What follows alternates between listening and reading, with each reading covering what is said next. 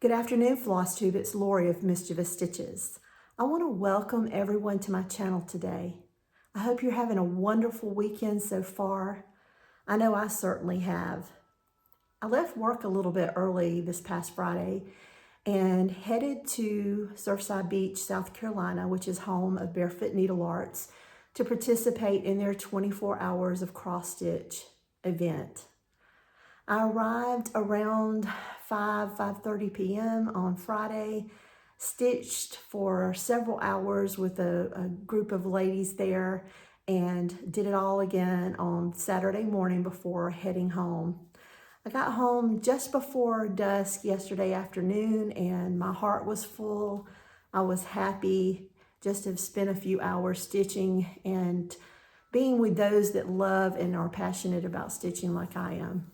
Like normal, I didn't get a whole lot of stitching done because there was a lot of chatting and giggling, but overall I had a wonderful time. It's my first time participating actually with a group of stitchers and not doing it online. Usually I'm either on Instagram or just reading the message feeds of others that are participating in 24 hours of cross stitch.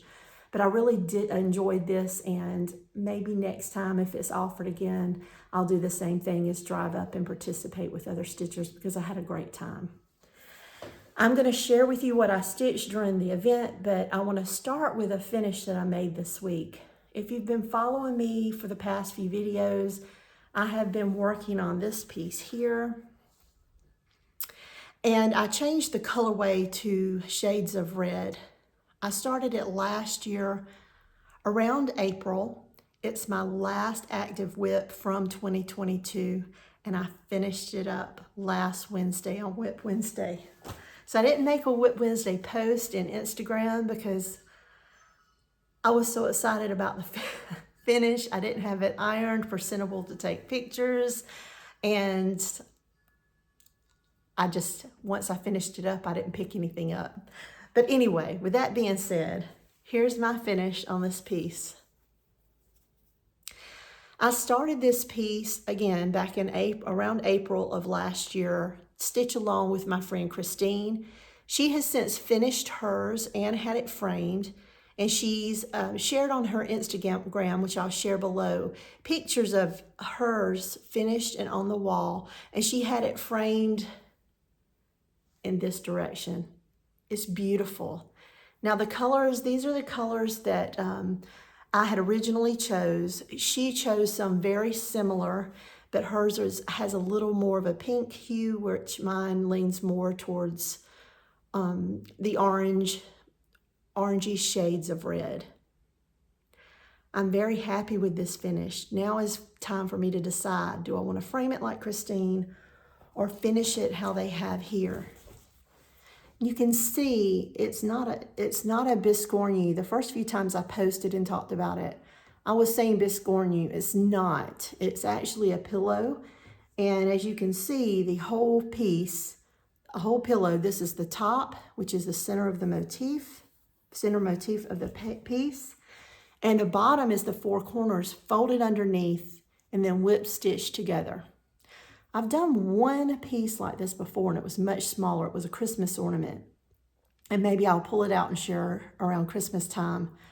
But I'm not sure which way I'm going to go.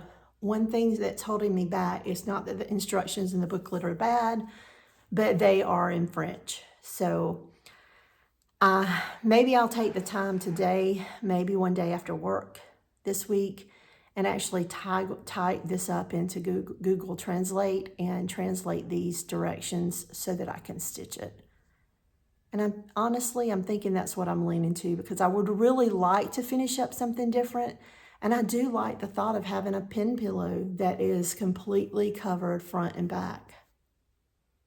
So stay tuned with that, but I'm going to share again with you what it looks, how it looks. So as I said, these four corners, this will be the center of the pillow on the top. And then these four corners will be folded to the back and whip stitched together. So it's a really interesting finish.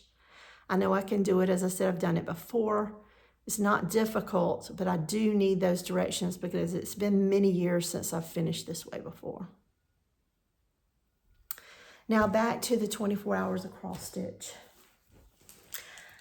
I got there and I put in some stitches because I had finished the big piece and the stitch along I've been hosting. Now I'm hosting this with Mudpuppy Stitchery. She's here on Flosstube, and it's the October 31st by Cottage Garden samplings. And on my last video I said I'm just kind of taking a little time. I'm not pressing myself to finish it because it's a stitch along. I don't want to be so far ahead of all those that's stitching along with me. So I'm just taking my time and enjoying the piece itself, enjoying the stitching. So while there, I actually was outlining the raven. So this is the tip of one of his wings, is the tip of his tail.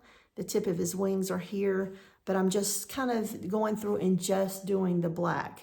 It was a little hard to follow in places because the pattern, I need to have it enlarged, but I was using a piece of Post-it note to kind of pick up and move because it has the sticky grip on the back to kind of keep my place so that I can work through. So I put, like I said, several different black threads in here to bring it on, and I did start with the blue in his beak, and I don't know if you can see it right before leaving yesterday.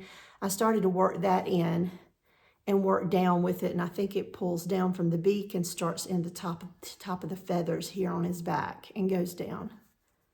And that's what I'll work on next. So that's all I got done in a couple of days because I was up and down. I just really do have ants in my pants when there's people around. I don't sit still. I'm always up moving around. And very little stitching was done, but I am happy with the progress I did make because none of this was here when you saw it last week. So when I got home, I was on a retreat high or a 24 hours of cross stitch high. And I decided to pick up this piece and put a few stitches in it. And this is, let me put this, I don't call it this. I call it the Squirrel Sampler, but it is a Bristol sampler. Well, it is. It's called the Squirrel Bristol Sampler. I'm sorry. Right here. And I went ahead and finished up one letter and started another. Now this one is definitely going to be a journey that's going to take me over the next many months.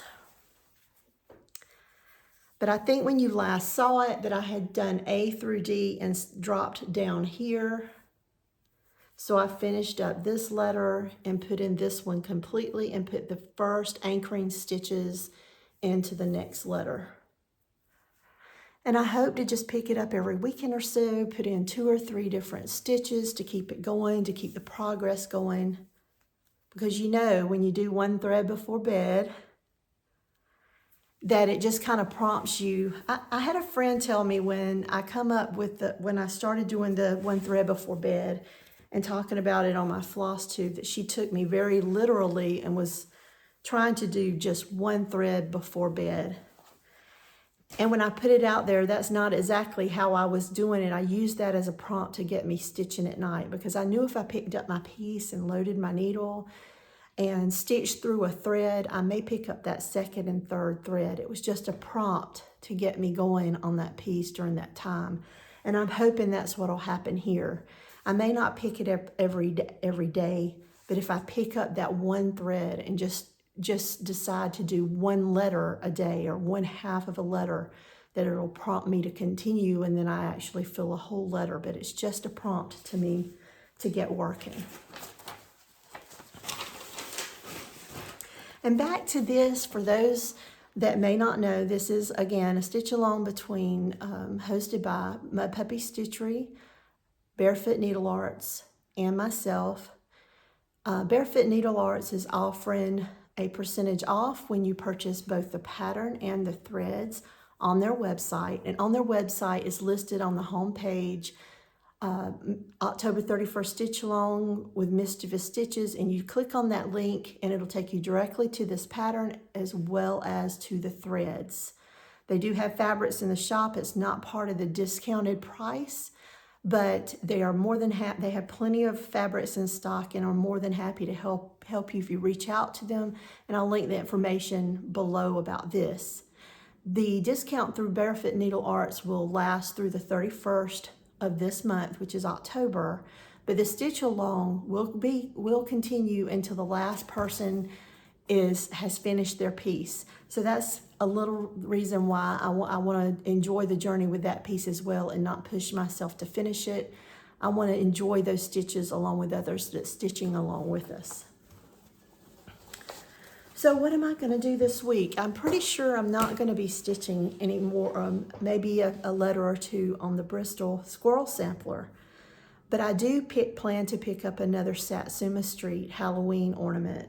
As you can see, I have my little Dollar Tree Halloween tree behind me, and I'm going to pull off.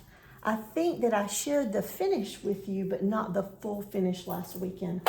I knocked one of my little balls off. This is Nevermore by Satsuma Street. And I did have it finished last video, but I put the sticky tape on the back, put in a color coordinating piece of fabric, a fabric felt over that, and then cut it out.